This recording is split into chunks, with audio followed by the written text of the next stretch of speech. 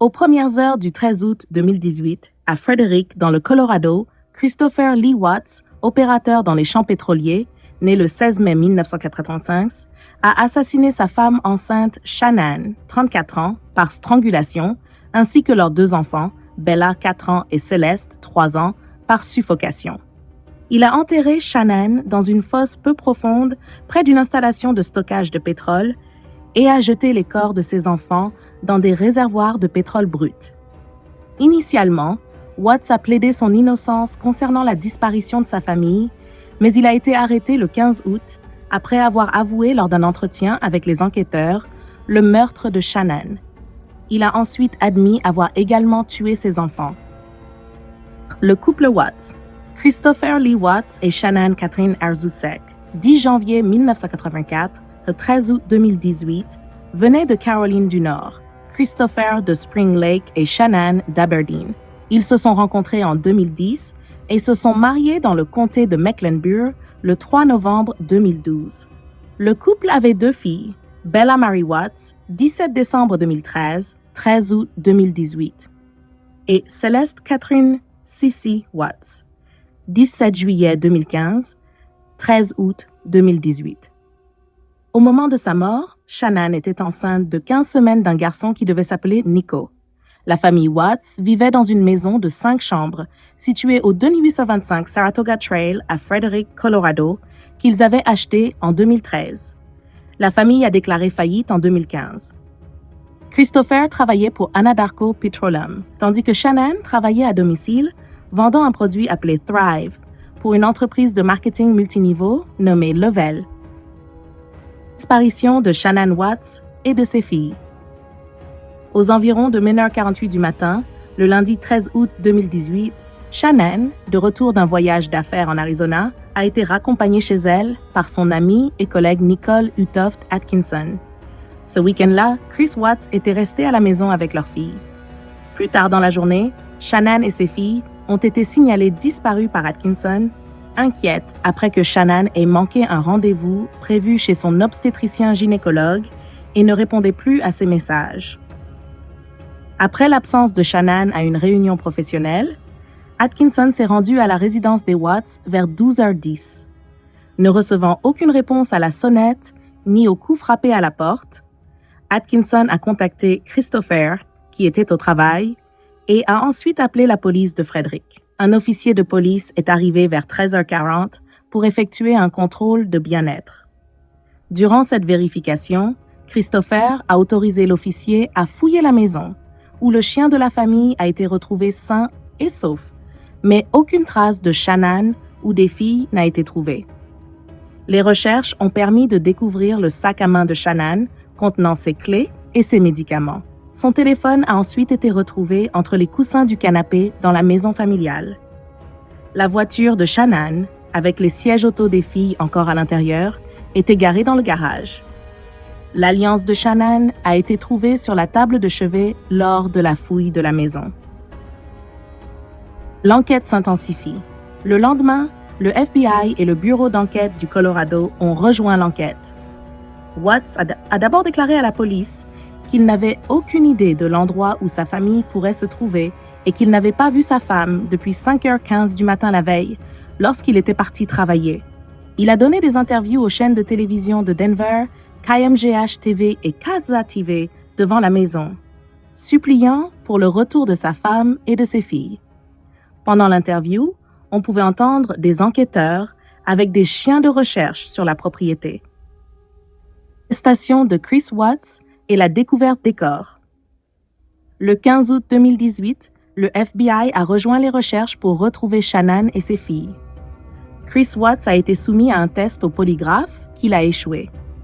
Il a ensuite avoué à son père, Ronnie, puis aux autorités qu'il avait tué Shannan, mais a menti en affirmant qu'il l'avait fait parce que Shannan avait étouffé leur fille.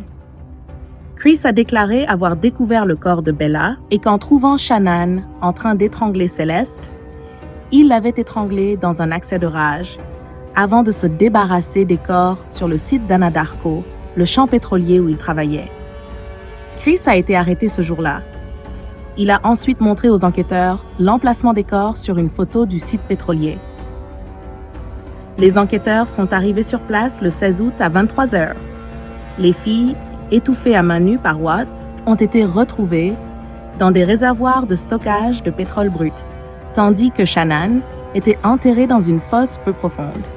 Le 21 août, Watts a été accusé de 3 chefs de meurtre au premier degré, incluant un chef supplémentaire pour chaque enfant, qualifié de meurtre d'un enfant de moins de 12 ans dont le défendeur était en position de confiance, ainsi que d'interruption illégale de grossesse et de 3 chefs de falsification de corps humains décédés. Au jour de son arrestation, Chris avait été licencié par Anadarko. Il a été refoulé lors de sa première comparution en cours. Lors d'une audience ultérieure, sa caution a été fixée à 5 millions de dollars, avec l'obligation de verser 15% pour être libéré. Le 20 novembre, les autorités du Colorado ont diffusé des images de surveillance captées dans les premières heures du 13 août par la caméra de sécurité d'un voisin, montrant Chris, quelques heures après avoir tué sa femme et ses filles, chargeant un jerrycan dans la benne de son pick-up, puis reculant le véhicule dans son garage. La police croyait qu'il transportait les corps de sa famille vers le site pétrolier isolé, où ils ont ensuite été découverts. Cela a été enregistré peu après que Shannan a été vue revenant d'un voyage d'affaires, prouvant qu'elle n'avait jamais quitté la maison avec leur fille le jour de leur disparition, contrairement à ce que Chris avait affirmé à la police. De nombreux crimes de ce type se produisent en août, avant la rentrée scolaire, ce qui peut retarder leur détection et leur enquête. Selon l'ancienne profileuse du FBI, Candice DeLong, ces cas sont rares, car les anéantisseurs familiaux commettent généralement un suicide après les meurtres. Une action que Watts a affirmé avoir envisagée par culpabilité pour ses actes. Dans une interview avec Dr. Phil, l'avocat de Watts a déclaré que ce dernier avait avoué avoir tué Shannan après une dispute au sujet du divorce. Pendant le meurtre, Bella est entrée dans la pièce. Watts lui a alors dit que Shannan était malade. Il a chargé le corps de Shannan et des filles, sans leur siège auto, à l'arrière de son camion de travail. Il a ensuite étouffé les filles, l'une après l'autre. Condamnation. Watts a plaidé coupable des meurtres le 6 novembre. La peine de mort n'a pas été demandée par le procureur de district à la demande de la famille de Shannan, qui ne souhaitait pas d'autres décès. Ils ont soutenu sa décision d'accepter un accord de plaidoyer. Le 19 novembre, il a été condamné à 5 peines de réclusion à perpétuité, 3 consécutives et 2 concurrentes, sans possibilité de libération conditionnelle. Il a également reçu 48 ans supplémentaires pour l'interruption illégale de grossesse et 36 ans pour 3 chefs de falsification de corps humains décédés. Sa peine a commencé immédiatement. Le 3 décembre 2018, Watts a été transféré dans un établissement hors de l'État pour des préoccupations de sécurité. Le 5 décembre, il est arrivé au Dodge Correctional Institution, une prison à sécurité maximale à Waupun, Wisconsin, où il a continué à purger ses peines de réclusion à perpétuité. Dans un épisode de décembre 2018 de l'émission 2020 ABC News, les parents de Shannan ont été interviewés pour la première fois depuis les meurtres. La même mois, HLN a diffusé un reportage spécial intitulé « Family Massacre, Chris Watts Exposed », présentant des images de Watts provenant des caméras corporelles de la police et de la salle d'interrogatoire. Dans une interview enregistrée diffusée par le CBE, la petite amie de Christopher a révélé des changements de comportement chez lui dans les jours précédant les meurtres. Dans un épisode de décembre 2018 de l'émission américaine Dr. Phil, Phil McGraw a discuté avec 4 analystes. L'ancienne procureure et journaliste Nancy Grace, l'ancienne profileuse du FBI Candice DeLong, le consultant en affaires criminelles Steve Cadian et l'experte en langage corporel Suzanne Constantine. Ensemble, ils ont analysé la motivation, la vie secrète et le profil de Watts.